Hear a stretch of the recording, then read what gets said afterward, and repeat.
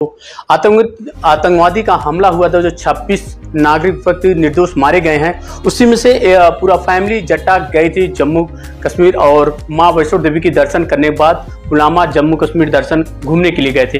वहां पे जो यहाँ इनके साथ एकता तिवारी जी के साथ कुछ कश्मीरी व्यक्ति ने छेड़खानी किए और बदतमीजी किए। हम उन्हीं से बात करना चाहे। उसी में एक आतंकवादी वहां पे था, फोन निकाल कर वहां पे बोल रहा था कि यहाँ पे बंदूकें पहुंचा दिए गए हैं, जो कि जट्टा लोग आ रहे हैं। हम उन्हीं से बात करना चाहेंगे। एकता तिवारी जी हमारे बीच में है, हम बात करना चाहेंगे। स्टेट इंडिया न्यूज चैनल पर आपको बहुत बहुत स्वागत है। आपके साथ क्या घटनाएं हुई थी, क्या हुआ था, इसके बारे में आप बताइए। तो सर, हम लोग 13 अप्रैल को यहाँ से, बता दीजिए क्या। मैं Ekta Tiwari state bank branch of manager रही हूँ स्टेट बैंक में, और उसके साथ अभी मैं मॉडलिंग करती हूँ। सर, हम लोग यहाँ से 13 अप्रैल को निकले हैं। 13 अप्रैल से हम 14 अप्रैल को नाइट 12 AM पहुँचे हैं जम्मू से। फिर हम लोग कटरा गए। कटरा में हमने माता वैष्णो देवी के दर्शन किया है। हम लोगों को 16 को हम श्रीनगर निकले हैं। 16 को हम रात को 11 बजे श्रीनगर पहुंचे हैं। 17, 18, 19 हम सोनमार्ग, गुलमार्ग और श्रीनगर विजिट किए हैं। 20 को हम वहाँ पे पहुँचे हैं पहलगाम में जाके हम लोगों अच्छा लगा, बहुत अच्छा था। लेकिन वहाँ पे सिक्योरिटी नहीं थी, तो थोड़ा सा माइंड में हुआ था कि सिक्योरिटी नहीं है तो अच्छी जगह है कि देखो यहाँ पे कोई भी हमला वगैरह नहीं होता, अच्छी जगह है। तो हम लोग वहाँ पे ऊपर गए। वहाँ से खच्चरों से ले जाया जाता है बैसरन, जहाँ पे ये हमला हुआ है। तो हम लोग खच्चरों पे बैठ के गए। अब बीच में जो नीचे खच्चर वाले थे, वहाँ पे 2 लोग अलग मिले। वो लोग हमसे पूछते हैं, आप कुरान पढ़े हो, आप किस धर्म से हो, तो आप कुरान पढ़ते हो या नहीं पढ़ते हो। मैंने बोला मैं कुरान नहीं पढ़ी हूँ। बोले आपके जो दोस्त आए वो सब किस धर्म से है। मैंने झूठ बोला, मुस्लिम धर्म से है। और बोले मैंने कहा मैं। आपको कैसे लगा कि झूठ आप जब बोले, आपके मन में क्या आया था, तो आपने इसके बारे में झूठ? मैं सर झूठ इसलिए बोली थी, वो बार बार मेरे को कुरान का पूछ रहा था, बार बार पूछ रहे थे अजमेर दरगाह गए हो कि नहीं। तो मुझे लगा कि ये शायद उस धर्म को ज़्यादा मानता है, इसलिए मेरे को जो भी फैमिली गई थी वो सारी मेरे ऊपर गई थी, मेरी फ्रेंड्स वगैरह। तो मैंने बोला कि अगर उनको मैं मुस्लिम बताती हूँ तो हो सकता है कि कुछ वो, मैंने ऐसे ही बोला था कि वो मुस्लिम है और मेरे ज़्यादातर फ्रेंड मुस्लिम है और मैं मुस्लिम लोगों को ज़्यादा पसंद करती हूँ। मेरा ये वहाँ पे वर्ड थे। उसके बाद वो मेरे से बात करते करते एक फ़ोन आ गया था बीच में। तो वो फ़ोन उठाते बोलते हैं कि हेलो, हम लोग जो है ब्रेक फेल नहीं हो पाया है, प्लान बी, मैं 35 बंदूकें भेजाऊँ घाटी में। जब उन लोग बार बार आपके सामने ही फोन कर रहे थे, सामने ही फोन कि मतलब कि मतलब बी मतलब उनका जो बी जो कार्यक्रम का था, उनका ब्लास्ट करना या कुछ भी करना गाड़ी के, तो वहाँ पे फोन किए कि बंदूकें पहुंचा दिए गए। इसके बाद क्या कर घाटी में अच्छा, कितने बंदूकें? 35 बंदूकें पहुंचा दिया गया है, ऐसे बोल रहे थे। तो हम लोगों को वहां से, मेरे को पूरा जो डाउट था वो क्लियर हो गया था कि कुछ गलत होने वाला है। तो हम लोग बोले हमें नीचे जाना है, हमें नीचे लेके जाओ। लेकिन वो लोग हमें नीचे लेके नहीं आ रहे थे। तो मैं चिल्ला के बोली, तो वो लोग हमारे साथ बदतमीजी किए, यहाँ पे थप्पड़ मारा मेरे को, मेरे भाइयों की कॉलर खींची। एक भाई रुद्राक्ष पहनता है, उसके रुद्राक्ष को लेके उनसे सवाल जवाब किए गए। तो क्या वहाँ धर्मों के बारे में पूछ रहे थे क्या? सर, धर्मों के बारे में पूछ रहे थे। जो कुछ लोगों का कहना है धर्म के लिए नहीं पूछ रहे थे, हमसे खुद से पूछा गया है धर्म के लिए कि आप किस धर्म से हो। सबसे पहला उनका क्वेश्चन ये होता है किस धर्म से हो, कुरान पढ़े हो कि नहीं पढ़े हो। यहाँ तो कुछ सोशल मीडिया पे कह रहे हैं कि धर्मों को नहीं पूछ के ऐसे डायरेक्ट मार रहे थे। इसके बारे में क्या? जो लोग बोल रहे हैं वो वहाँ होते तो जब उनको समझ में आता। हम लोग वहाँ थे, हमारे बहन भाइयों से हम सबसे पूछा गया कुरान पढ़े हो कि नहीं, किस धर्म से हो। सबसे पहला उनका यही क्वेश्चन होता है। और जो ये बोल रहे हैं कि धर्म को नहीं पूछ रहे, वो गलत बोल रहे हैं।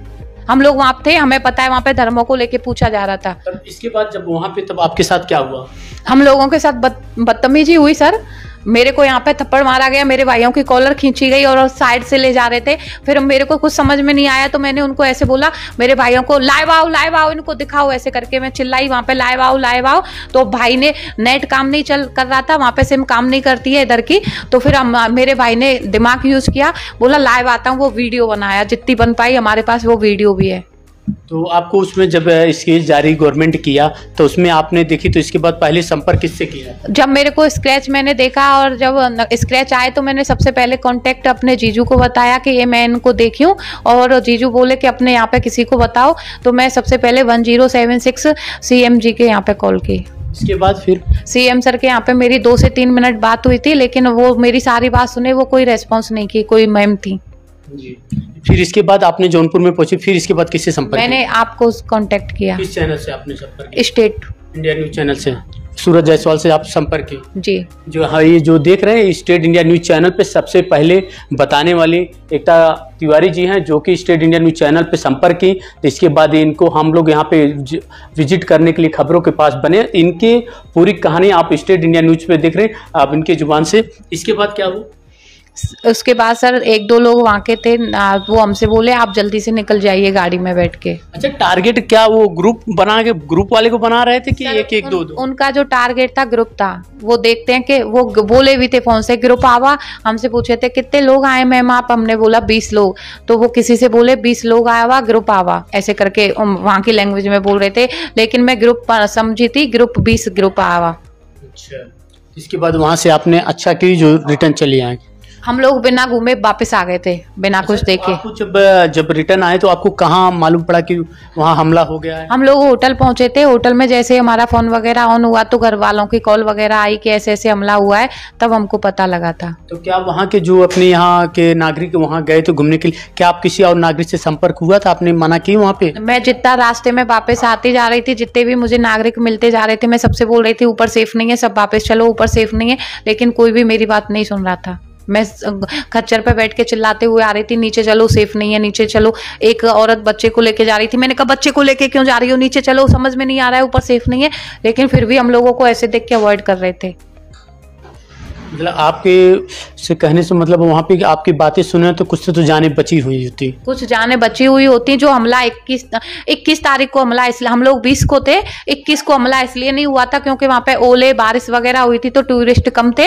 होने वाला 20 को भी था हमला, लेकिन 20 को हम लोग जा नहीं पाए थे। हम लोगों ने 20 लोग तो हम ही थे और भी लोग थे, तो वो उन लोगों का टारगेट था ज्यादा लोगों को करना, और वो हम लोगों से बातचीत की है। अब नीचे जाके हम बोल रहे हैं वो लोग कहाँ हैं, जो हम नीचे जो लोग थे उनसे पूछ रहे हैं कि वो लोग कहाँ हैं जो हमारे साथ ऊपर थे, जो कुरान की बात कर रहे थे। बोले वो तो गए, वो भी हमारी बात नहीं सुन रहे थे, वो भी उनको नहीं पहचान रहे थे। अच्छा, वो खच्चर वाले भी कह रहे थे उनको नहीं पहचान रहे थे? हाँ। वो जो उनके आप लोग के साथ में जो वो लोग आतंकवादी, कश्मीर वैले नाम करके एक जगह थी, वहाँ पे जो लोग 2 मिले थे उनको कोई नहीं पहचान रहा था। अच्छा, वो वहाँ पे वो खच्चर वाले भी नहीं पहचान रहे थे? तो उनके साथ थे जो फोन पे बात कर रहे थे कि यहाँ बंदूकें रखे हैं, खच्चर वाले भी उनको नहीं पहचान रहे थे।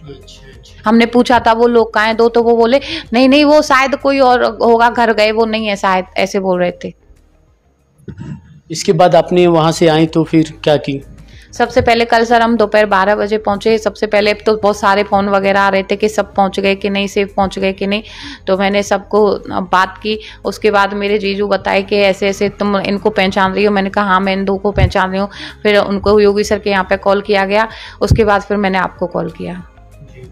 और बहुत बहुत धन्यवाद एकता कपूर तिवारी जी की, और जो कि स्टेट इंडिया न्यूज़ चैनल पे, जो कि यहाँ पे जो बहुत बड़ी घटनाएं होने से देखिए ये बहुत जाने बचाएं 20 लोग की थी। इनकी बुद्धिमानी यही काम की, इन्हें बता दी कि मैं दोनों धर्म को मानता हूँ। वहाँ पे धर्म देख के क्या वहाँ पे आधार कार्ड भी देखे जा रहे थे, पूछे जाते, या पुलिस प्रशासन या कोई सुरक्षा कर्मी? कोई भी आधार कार्ड नहीं पूछ रहा था, क्योंकि मैं सिक्किम में रही हूँ, तो सिक्किम में क्या है, कोई भी जाता है बाहर से तो उसका आधार कार्ड चेक होता है। हम लोगों ने सबने अपने आधार कार्ड रखे थे कि पहलगाम भी वैसी जगह, तो हमने सोचा शायद पुलिस वाले हमसे आधार कार्ड वगैरह चेक करेंगे, लेकिन आधार कार्ड कोई चेक नहीं किया था, बस धर्म पूछा जा रहा था।